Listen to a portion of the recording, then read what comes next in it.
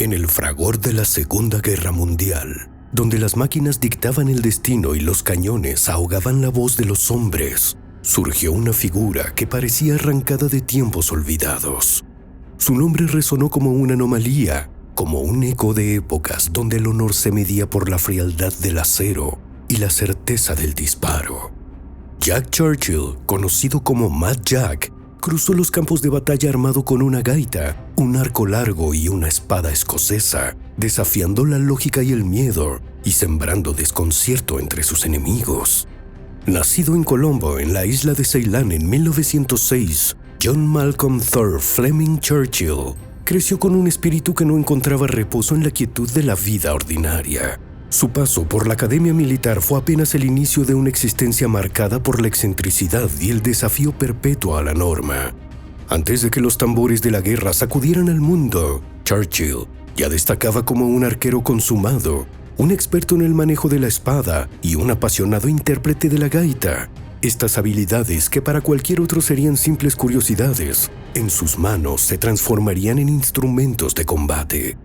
Cuando estalló el conflicto en Europa, Churchill no lo dudó. Con la mirada encendida por una determinación implacable, se alistó en el ejército británico, decidido a enfrentar el caos con un código de honor que parecía ajeno a su tiempo.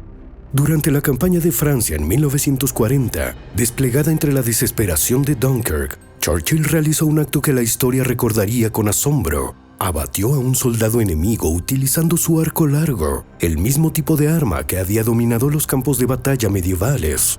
Aquel instante selló su leyenda, convirtiéndolo en el último guerrero en utilizar un arco para abatir a un adversario en combate moderno. En cada incursión, en cada misión secreta, Churchill avanzaba como un espectro de otra era. A la cabeza de sus hombres tocaba melodías sombrías en su gaita antes de empezar el primer ataque, una sinfonía de guerra que helaba la sangre de quienes la escuchaban. Blandía su espada escocesa con una destreza que desafiaba toda lógica contemporánea, cortando el terror en dos con la fuerza de un huracán encarnado.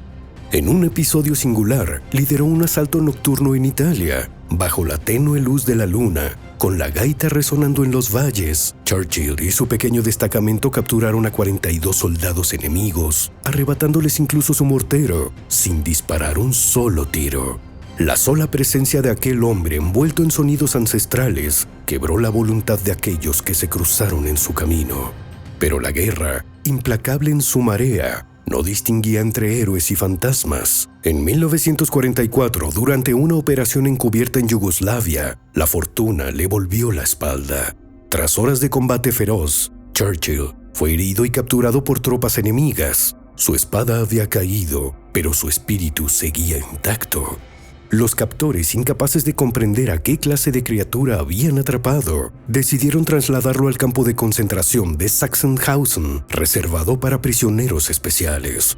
La prisión no logró domesticar su rebeldía. Bajo el amparo de la oscuridad, Churchill protagonizó una fuga audaz, deslizándose a través de túneles y alambradas hasta internarse en la espesura de los bosques alemanes.